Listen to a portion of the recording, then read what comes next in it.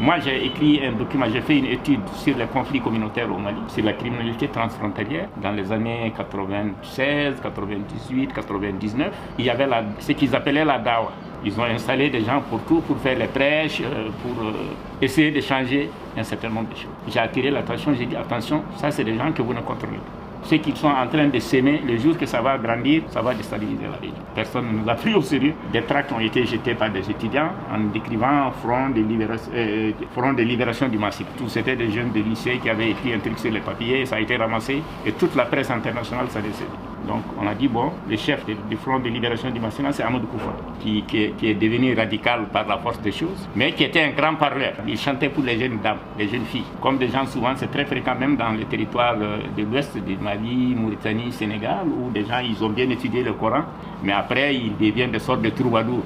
Ils appellent ça Talibombi un peu ou bien Almou Bengaï. Donc c'était quelqu'un qui parlait bien, qui avait une très bonne diction, qui pouvait bien faire leur affaire. Moi, on m'a envoyé des cassettes où il chantait que c'était mieux d'avoir une belle fille toute la soirée que d'aller à la Mecque. Après, si on vous dit qu'il est devenu chef des djihadistes, c'est quand même curieux.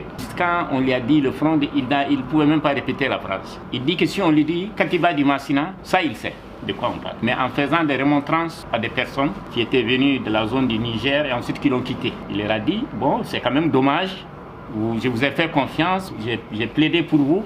Je vous ai amené là où vous pouvez avoir des armes, des véhicules et de l'argent. Et quand vous avez eu tout ça, vous avez fui.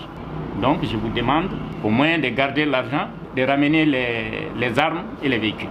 Donc ça veut dire quoi? Ça veut dire qu'il a été instrumentalisé. Il a des chefs du mouvement djihadiste international. Quand on a fait beaucoup de pression sur lui en disant attention, à cause de toi, on est en train de tuer les... Il a dit dans un message vocal qu'il a envoyé, parlez avec Iyad. C'est le chef Touareg que vous connaissez, qui est réfugié on ne sait où, peut-être en Mauritanie ou au Sénégal. Il a dit, si Iyad nous dit aujourd'hui de déposer les armes, nous allons l'aider. Et dans les rapports que j'ai produits à l'époque pour le gouvernement, j'ai dit attention, Iyad est là, moi je le trouve toujours à Kidal, il a une petite mosquée et il est toujours avec des Pakistanais. En tout cas, des gens qu'on m'a dit que c'est des Pakistanais, c'est des teints clairs avec des barbes.